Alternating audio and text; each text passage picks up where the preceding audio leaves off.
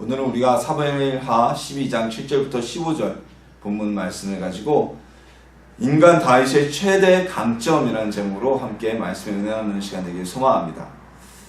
우리 성경에는요, 많은 수의 인물들이 기록되어져 있습니다. 하나님께 인정받았던 사람, 에녹으로부터 시작해서 그리고 우리의 12사도들과 딴 사도들 외에도 마가나 브리스길라와 아굴라나 이런 봉사자들, 신라 같은 많은 인물들이 기록되어져 있죠. 우리 성도님들은 그 중에서 누가 가장 좋으십니까? 인간적으로 좋은 사람들 있잖아요. 내가 성경이 이런 인물은 참 좋다. 목사님들이나 선교사님들 같은 경우는 바울을 상당히 좋아하시는 분들도 많이 계시고요. 또 베드로를 좋아하시는 분들도 계시고요. 또 어느 성도님들은 또 사랑의 사도라 그러는 요한을 좋아하시는 분들도 계시고요. 각자 다 틀릴 겁니다. 근데 저는요, 개인적으로 그 많은 인물들 중에서 다윗을 제가 가장 좋아합니다. 다윗을 같이 저처럼 다윗을 좋아하시는 분들이라도 다 다른 이유로 좋아할 거예요. 예를 들어서 어떤 분은 골리앗을 물리친, 어린 나이였음에도 감히 누구도 나서지 못하던 골리앗과의 싸움에 나타나서 당당하게 그를 물리친 다윗의 용맹성을 좋아하시는 분들이 계실 거고요. 또는 아버지의 양을 지키기 위해서 양을 앗아가는 사자나 곰과 목숨을 걸고 싸우기를 마다하지 않았던 다윗의 성실성, 책임감, 그리고 또는 시편의 많은 수를 지었고 그리고 수금 같은 악기들을 다루는데 아주 능숙했던 다윗의 음악성, 그리고 이스라엘 역사상 가장 뛰어난 성군으로서 자신을 위해 목숨을 바칠 수 있었던 수많은 사람들이 쫓았던 다윗의 그 카리스마 등 아마 여러 가지 이유로 다윗을 좋아하는 모습은 다 각각 틀릴 겁니다. 다윗처럼 사람에게는 여러 면이 있습니다. 다윗에게도 방금 전에 제가 말씀드렸다시피 용맹성, 성실성, 그리고 그의 음악성, 카리스마 여러 면이 있었는데요. 그 중에서도 우리가 오늘 본문을 통해 함께 오늘 말씀을 통해 함께 나눌 부분이 제가 보기엔 다윗에게 있어서 가장 강점이 아니었을까 생각됩니다. 이 강점 때문에 다윗은 하나님께 사랑받았고요. 다윗의 이 모습 때문에 하나님의 사랑받는 자가 되고 그가 영광의 삶, 축복의 삶을 살 수 있었던 것입니다. 자, 오늘 나눌 이 다윗의 강점은요, 누구라도 다 본받을 수 있는 강점이고요. 그리고 그래야 할 우리의 오늘날 성도들의 모습입니다. 인간 다윗, 자연인 다윗에게 있어서 그의 최대 강점은 무엇이었을까요? 다윗이 하나님의 사랑을 받고 그의 후손을 통해서 그리스도가 태어나게 되는 복을 받은 이유는 무엇일까요? 오늘 말씀을 나누면서요, 함께 다윗의 강점을 살피고 우리도 다윗이 가진 강점을 그대로 체득하는 성도님들이 되시기를 소망합니다. 우리가 잘 알다시피 다윗은 왕이 되기 위해서 온갖 고난을 다 받았습니다. 아무 죄 없이 사울에게 인기가 많다는 이유로 정치적 모함을 받아서 10년이 넘는 세월을 광야와 또는 적국인 블레셋의 도움으로 의탁하며 지내야 했습니다. 골리앗을 물리치고 한때 이스라엘을 구원했던 민족의 영웅이 블레셋 밑에 가서 블레셋 왕 아기스의 도움으로 살고 있었던 거예요. 오늘날 우리로 말하면 친일파인 거죠, 친일파. 최남선 선생 같은 분들, 이런 분들이 초창기에는 민족 33일 안에도 들어가던 독립운동 측에 속했지만 말년이 되면 어떻게 됩니까? 변절해서 일본에 협조를 하게 되죠. 그래서 친일파로 우리가 분류를 요즘에 들어서는 하는데, 이스라엘 민족이 눈에서 볼 때는 그랬어요. 다윗이 어떻게 보면 처음에는 블레셋을 이기고 이스라엘의 차기 왕감이라고 그랬지만 이제는 현실적으로 아기스 왕 밑에서 의탁하며 아기스 왕이 준 성에서 살고 있었던 다윗은 소위 말하는 보수 유대인들에게는 민족을 배반한 배신자로 보였을 수도 있습니다. 또한 다윗을 도왔던 자들, 알게 모르게 다윗을 후원하고 다윗에게 협조해줬던 자들은 모두 사울에게 죽임을 당하거나 엄청난 핍박을 받는 등 다윗 때문에 피해를 입게 되었습니다.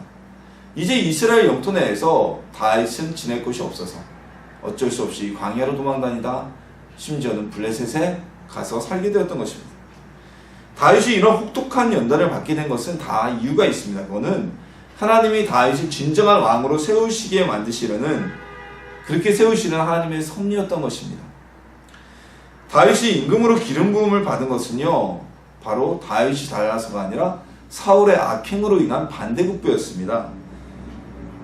사울이 하나님의 말씀에 순종하여서 하나님의 뜻대로 나라를 다스렸다면 아마 다윗은 왕이 될 수 있는 기회가 없었을 것이죠. 처음 왕으로 임명 기름 부음 받기 전에는 아버지의 말을 위해서, 아버지의 나귀를 찾기 위해서 3일 밤낮을 돌아다니고, 그리고 선지자 사무엘이 그를 기름 부으기 위해서 찾았을 때 수레 뒤에 숨기도 했던 겸손한 사람이었던 사울 왕은 그 왕이 되고 나자, 임금이 되고 나자 변하기 시작했습니다. 이스라엘의 왕은요, 임금은요, 다른 나라의 임금과는 다른 모습을 가지고 있었어요. 일반적인 나라의 임금이라고 하면 자기가 권력을 잡고 그 나라를 자신의 정치적 의지와 권력 의지를 가지고 통치하는 것이 기본적인 모습이었지만, 이스라엘의 임금, 이스라엘의 왕은 달랐습니다. 이스라엘의 왕은요, 주변 나라들처럼 자신의 정치적 결단과 의지로 나라를 다스리는 것이 아니라 하나님께 위임받은 하나님의 백성을 선지자나 사사 대신 하나님을 대리하여서 다스리는 사명, 즉 하나님의 뜻대로 그의 백성을 이끄는 사명을 가지고 있었던 것입니다. 그런데 이 사울왕은요, 임금이 되자 자신에게 맡겨진 사명을 망각하고 주변에 있는 다른 나라들, 블레셋이나 아람이나 암몬이나 모압이나 이런 나라의 왕들처럼 행동하기 시작했습니다. 하나님의 명령에도 불구하고 하나님의 뜻을 어기고 자신의 정치적인 판단력을 가지고 아과강을 죽이지 않고 살려서 협상을 하려 했고, 또한 자신의 욕심을 가지고 아말렉에서 좋은 소와 양을 노략물로 따로 챙겨 숨겨버렸습니다. 아말렉의 왕이었던 아가왕을 살려서 포로로 잡고 그와 협상하여서 아말렉 족속을 전부 다 이스라엘의 종으로 귀속시키거나, 또는 아말렉 왕을 모욕을 줘서 처형하는 것은 주변 나라들에게 이스라엘에 대한 경각심을 심어주는, 정치적으로는 오히려 굉장히 뛰어난 판단일 수도 있습니다. 하지만 이것은 하나님이 원치 않았죠. 노략물도 마찬가지죠. 좋은 소와 양을 따로 챙겨서 왕이 갖거나, 또는 전쟁에 열심히 헌신하였던 병사들에게 나눠주거나, 또는 이스라엘 민족의 소와 양과 교배하여서 그 품종을 개량하는 것은 정치적으로는 오히려 더 현명한 판단이었을 수도 있습니다. 그러나 하나님의 대리자였던 이스라엘의 임금은요, 자신의 정치적 판단을 멋대로 이렇게 해서는 안 되었던 것입니다. 모세와 사무엘이, 이런 선지자들이 자신의 뜻이 아니라 하나님이 말씀하신 대로 하나님의 뜻대로 그 백성을 치리했던 것처럼, 이스라엘의 임금인 사울 역시 하나님의 말씀대로 그 나라와 백성을 치리하여야 했던 것입니다. 그런데 사울은 임금이 되자마자 주변 나라의 임금들처럼 다른 나라의 왕을 흉내내기 시작했습니다. 자기 멋대로 판단하고 이스라엘 민족에 있어서, 이스라엘의 통치에 있어서 하나님의 의견을 배제하기 시작했습니다. 그래서 하나님은 이런 사울을 버리시고 다윗을 사울을 대신한 이스라엘의 임금으로 삼으셨던 것입니다. 그리고 다윗이 사울과 같은 잘못을 저지르지 않게 하기 위해서 고난 속에서 은혜를 베푸시며 하나님을 떠나는 일을 막으려고 그에게 혹독한 연단의 과정을 거치게 하셨던 것입니다. 그런데 이런 연단을 받은 다윗도요, 이제 정권이 안정되어 가고 나라가 점점 안정되어 가고 자신이 직접 전쟁에 출정하지 않아도 자기를 대신하여 적군들을 점령할 수 있는, 전쟁에 승리할 수 있는 훌륭한 부하 장수들이 생기자 이제 나태해지기 시작했어요. 그리고 사울이 한 것처럼 하나님의 대리자로서의 임금이 아닌 권력자로서의 모습으로 변해가고 있었던 것입니다. 부하들은 전쟁터에서 전쟁을 하고 있었지만 다윗은 이제 나라가 안정이 되어서 전장에 직접 나가지 않아도 되었습니다. 그래도 그 전쟁에서는 충분히 승리할 수 있었기 때문입니다. 어느 날 다윗이 오침을 하고 일어나서 궁을 산책하다가 매우 아름다운 여인이 나체로 목욕하는 모습을 보게 되었습니다. 이 모습을 본 다윗은 음욕이 부릴 듯 일어났습니다.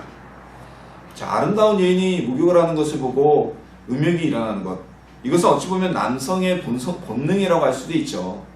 하지만 우리가 달리 생각하면요, 본능이 있다고, 남성의 본능이라고 해서 모두 다 범죄를 하고 모두 다 죄를 짓고 모두 다 성범죄를 저지르는 것은 아닙니다. 다윗이 하나님을 생각했다면 다윗은 눈앞에서 목욕하는 여인을 보고 바로 고개를 들리고 놀란 가슴을 쓸어내렸어야 했을 것입니다. 이것이 정상적인 반응입니다. 그리고 이것은 한낱 에피소드로 끝났을 수 있는 일이었습니다. 그런데 다윗은 이 여인을 보고 음욕이 일자 자신이 가지고 있는 권력을 사용하기 시작합니다. 왕의 명으로 이 아름다운 여인이 누군지 조사하고 그 여인을 궁으로 불러들여서 이 여인과 관계를 맺어서 불륜을 행하게 됩니다. 이것은요, 다윗이 목동이었다면, 다윗이 사울에게 쫓기던 때였다면 감히 상상할 수도 없었던 모습이었습니다. 상상할 수도 없었던 행동이었습니다.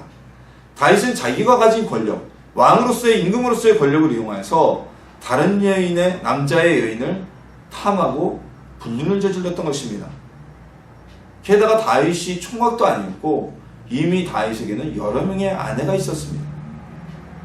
다윗은 하나님의 대리자가 아닌 권력자의 모습을 오늘 본문 이전 바로 직전 구절에서 보이고 있습니다. 더군다나 이 여인의 남편이 누구인지 다윗은 알았습니다. 그 남편이 누구였냐면 자신의 나라를 위해서 최전방에서 지금 전쟁을 치르고 있는 자신 군대의 용병 우리아의 아내였던 것입니다. 그는 부하장수의 아내와 불륜을 감추기 위해서 자신이 가진 권력을 가지고 우리아를 불러들입니다. 근데 이 우리아는 용병이었지만, 비록 돈을 받고 다윗의 군대에 고용되어 싸우고 있었던 햇사람이었지만 충성된 자였습니다. 임신 사실을 속이기 위해서 그 아내와 동침하라고 특별 휴가를 주었으나 이 우리아는 나의 동료들이 전장에서 싸움을 하고 있는데 나만 편안히 집에서 잘 수 없다고 하여 들어가지 않습니다. 그러자 다윗은 자신의 죄를 덮기 위해서 어떻게 합니까? 우리아를 최전방에 집어넣고 군대를 전부 다 후퇴시켜버립니다. 그래서 우리아가 죽음에 이르게 만들어버렸습니다. 결국 이 권력자가 된 다윗은 하나님을 바라보지 못하자 권력자가 되어서 자신의 권한을 행하다 쫓김을 받은 사울과 같은 그 모습을 다윗이 똑같이 행하고 있었던 것입니다. 자, 우리는 고난과 연단 가운데서 뿐만이 아니라 오히려 우리에게 평안이 오고 축복이 왔을 때 더 쉬지 말고 기도하며 하나님을 바라보아야만 합니다. 고난과 연단 가운데서는 하나님 외에는 우리에게 열려진 길이 없어요. 방법이 없어요. 그러니까 우리가 늘 기도할 수밖에 없습니다. 우리가 편안해지고요, 하나님의 보임하에서 부족함이 없게 되면 오히려 나태해지고 우리의 마음이 사단에게 빈틈을 볼 수가 있다는 것입니다. 다윗 보십시오. 다윗이 연단 과정 속에서는 하나님만 의지하며 버텼습니다. 오로지 하나님만 바라봤습니다. 그랬던 다윗도 평안이 지속되니까 나태해져서 정말 과거에는 상상도 할 수 없었던 범죄를 저지르게 되었던 것입니다. 늘 쉬지 않는 기도로 우리의 마음을 지키는 성도님들이 되시길 소망합니다. 절대 사단에게 빈틈을 주지 않기 위해서 연단 가운데서만 기도하는 것이 아닙니다. 편안할 때, 복이 임하였을 때 우리는 더 기도해야 된다는 사실을 깨달으시고 늘 기도를 쉬지 않는 성도님들이 되시기를 주님의 이름으로 소망합니다. 하나님께서는 사울왕이 범죄하였을 때, 사울왕이 하나님의 말씀을 어기고 번제를 드리고 하나님 말씀을 어기고 아말렉을 아가왕을 살리고 짐승들을 숨겼을 때 하나님께서는 사무엘을 보내어 그의 잘못을 경고하셨습니다. 여러분, 우리 하나님은요, 아무 경고도 없이 갑자기 벌을 내리는 그런 무자비한 분이 아니십니다.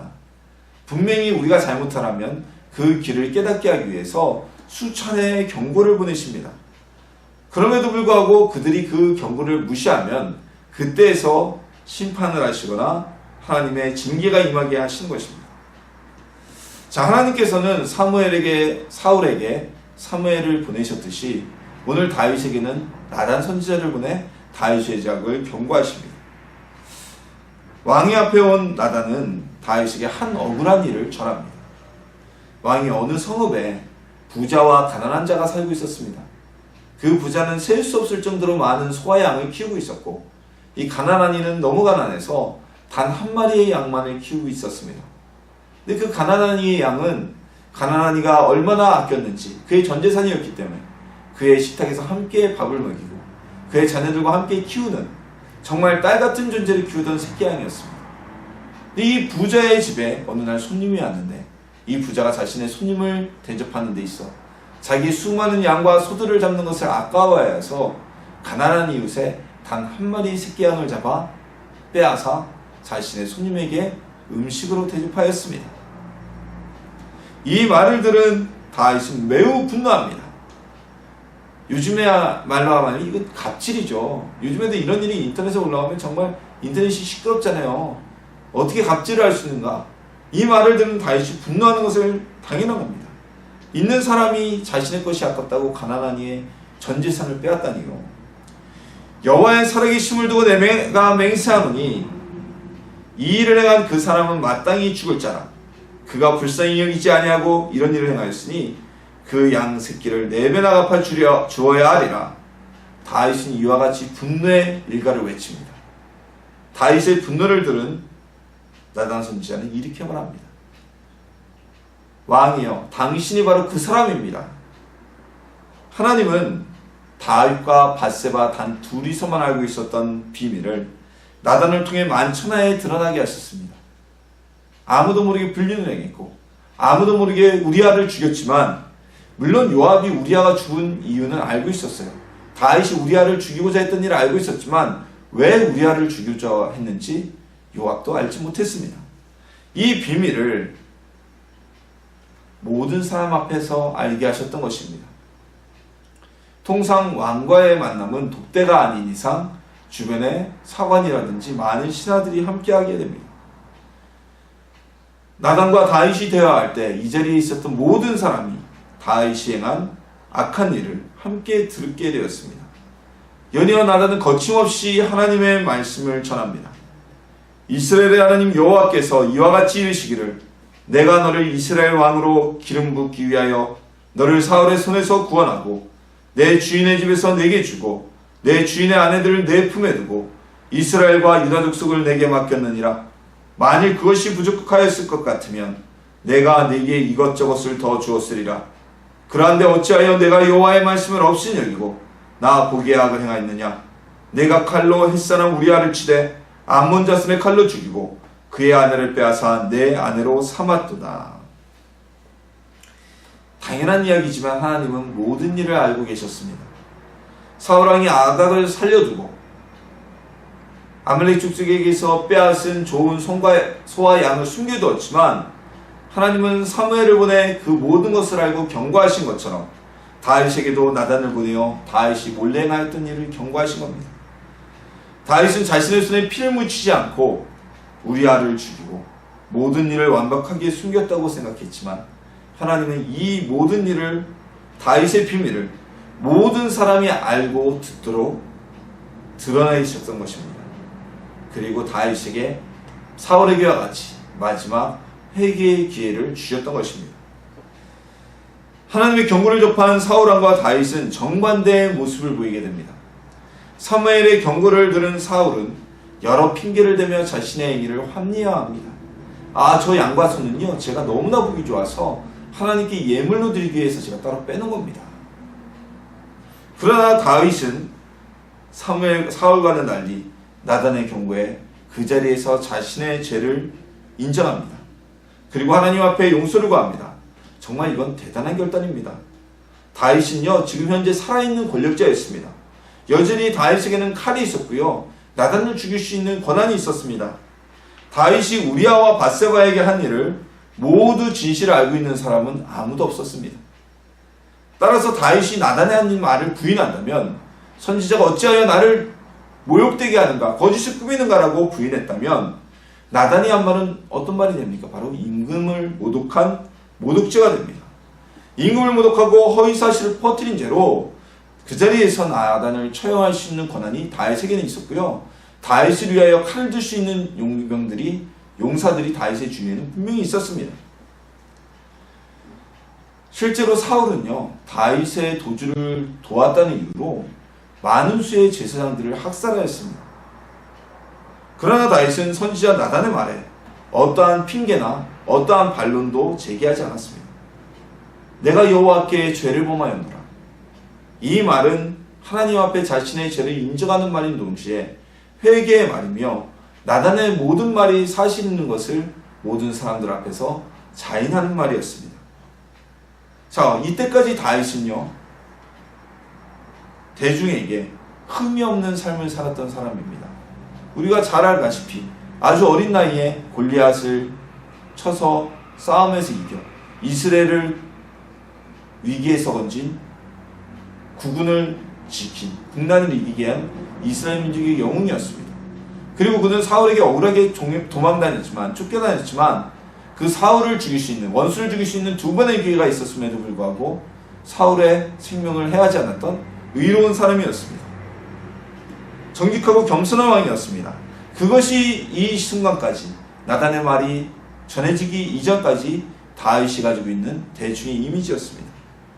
그런 다윗이 아무도 상상할 수 없었던, 사회적으로도 통념적으로도 인정될 수 없었던 최악의 범죄를 저질렀다는 것을 스스로 인정한 것입니다. 이것은요, 다윗에게 있어 엄청난 정치적 위기를 가져올 수 있는 일입니다.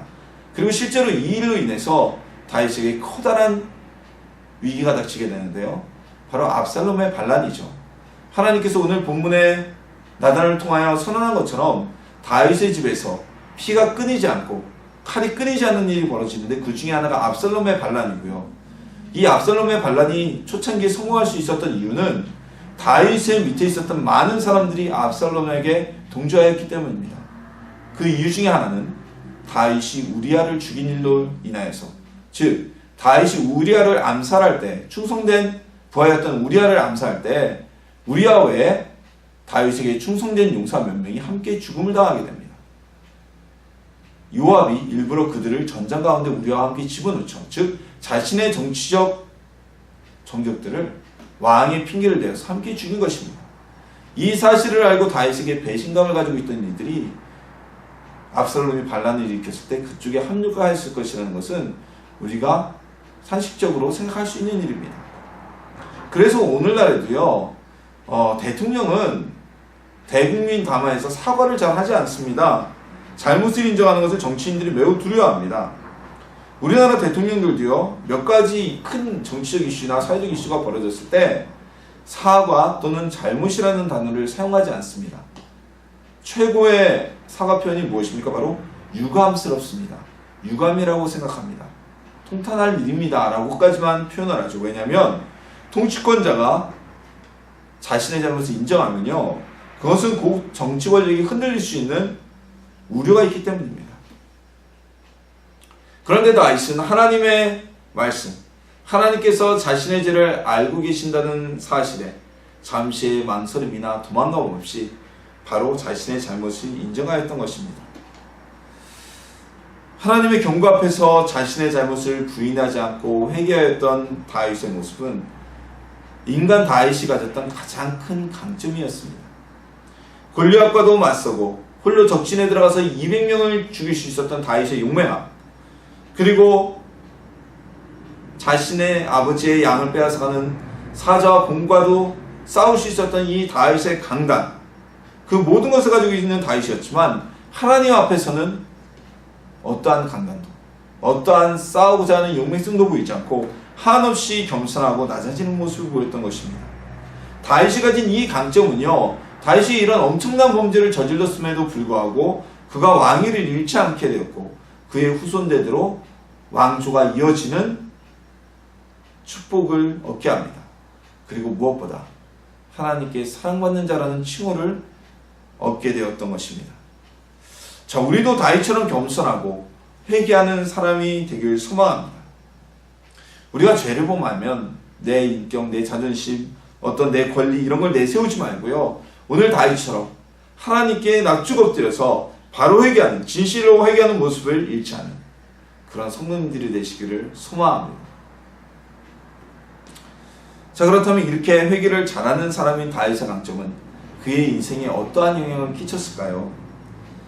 오늘 13절에서 나단은 죄를 인정하고 고백한 다윗에게 여호와께서도 당신의 죄를 사하셨다고 전합니다. 자, 다윗의 회개는 죄의 용서함을 가져왔습니다. 우리가 하나님 앞에서 우리의 죄를 인정하고 잘못을 용서를 구하면 하나님의 은혜가, 예수 그리스도의 보혈이 우리를 깨끗게 하시고 우리의 죄가 용서함을 받게 됩니다.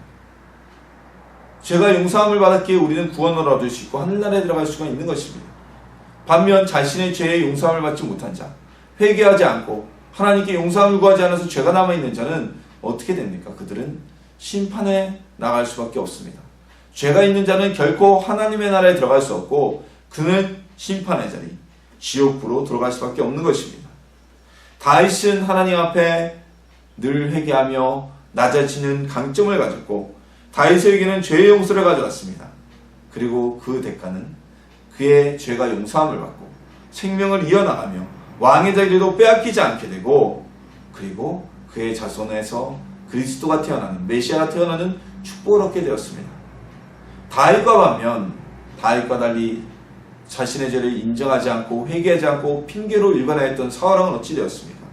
이 사울은 자신의 왕위도 빼앗기고 자신의 아들에게도 왕위를 넘겨주지 못하고 그리고 나라까지 빼앗기게 되었던 것입니다. 다윗은요 결코 완벽했던 사람이 아닙니다. 오늘 본문의 이 밧세바의 사건 이것만이 다윗의 흠이 아닙니다. 다윗은요 이후에도 인구조사를 또 함으로 인해서 즉 자신 나라의 군사력을 평가하고 싶어서 인구조사를 강행하여서 하나님의 진노를 가져옵니다.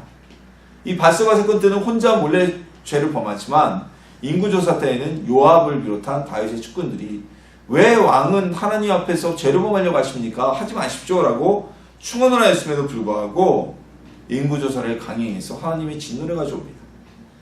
다윗의 범죄로 인해 이스라엘에 전염병이 들어오게 되었을 때 그리고 많은 백성이 죽어나갈 때 그때도 다윗은 회개하며 하나님 앞에 번제와 화목제를 드림으로 인해 그 진노가 하나님의 재앙이 그치게 되었습니다.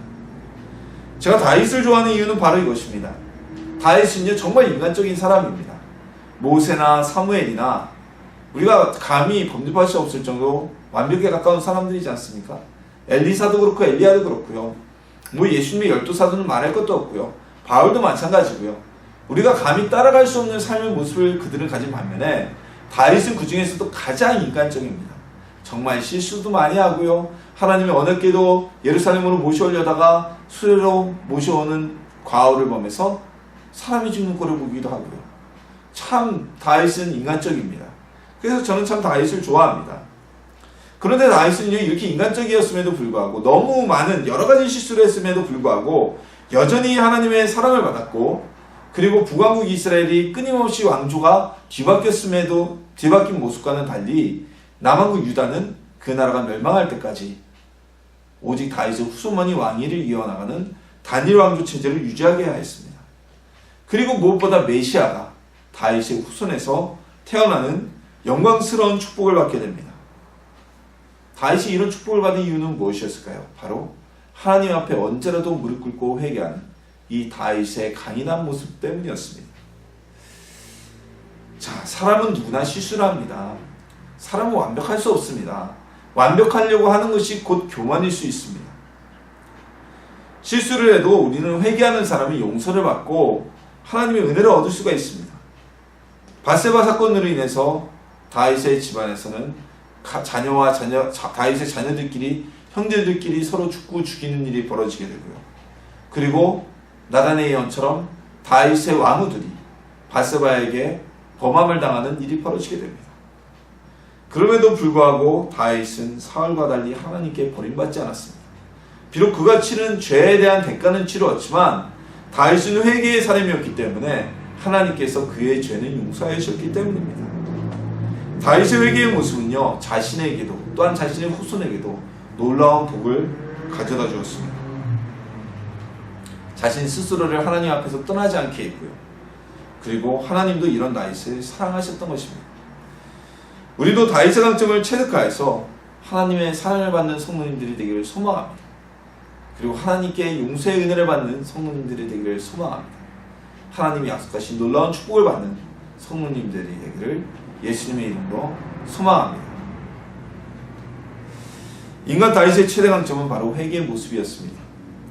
우리는 나약한 존재라는 것을 하나님 앞에서 그리고 예수님 앞에서 인정하고 자 하나님과 예수님이 우리의 나약함을 모르실까요? 다 알고 계세요. 다 알고 계셔서 우리가 죄를 구하고 우리가 실수를 해도 몇 번을 주님 앞에 용서를 구하더라도 우리 주님은 다 우리의 죄를 용서해 주시는 겁니다. 내가 그것이 자범죄가 아닌 이상 고의적으로 저지르는 죄가 아니라면 우리 주님은 우리의 나약함을 알기 때문에 다 용서해 주시는 거예요. 그런데 우리는 예수님 앞에서 우리 스스로 자존감을 세웁니다. 자신의 죄를 인정하지 않아요. 사울왕과 같이 핑계를 대고요. 내가 한 잘못을 합리화하려고 합니다. 합리화는 곧 회개와는 반대의 개념이죠. 핑계를 댑니다. 회개와는 점점 더 멀어집니다. 그에게 남아있는 것은 하나님의 심판뿐입니다. 죄의 용서를 받지 못한 사람은 심판을 받을 수밖에 없습니다. 다윗은 완벽하지 않은 사람이었습니다. 다윗은 실수투성이었습니다. 그러나 그는 언제나 하나님 앞에 무릎을 꿇고 회개하였습니다. 우리 하나님은 어떠한 죄를 저지르더라도 회개하며 용서를 구하는 자의 모든 죄를 용서하여 주십니다. 그리고 그런 자들을 완벽한 사람보다는 회개를 잘하고 하나님께 나오는 사람을 더욱더 사랑하시는 분이 바로 우리 하나님이십니다. 다윗은 사람 앞에서는 누구보다도 용맹하고 강인한 사람이었지만 하나님 앞에서는 누구보다도 겸손한 사람이었습니다. 자신의 잘못을 인정하고 회개할 수 있는 용기가 있었던 사람이었습니다. 우리도 다윗이 가진 회개의 모습을 본받기를 소망합니다. 그래서 다윗처럼 우리도 하나님의 사랑을 받는 자녀들이 되기를 소망합니다. 언제 어디서나 주님 앞에 무릎 꿇고 회개할 수 있는, 비록 우리의 삶이 온전한 삶이 아니더라도 우리의 허물을, 우리의 죄를 주님 앞에 즉각 회개할 수 있는 마음을 가져서 다윗과 같이 하나님의 사랑을 받는, 다윗과 같이 하나님께 인정받는 주님의 자녀들이 되시기를 예수님의 이름으로 축원합니다.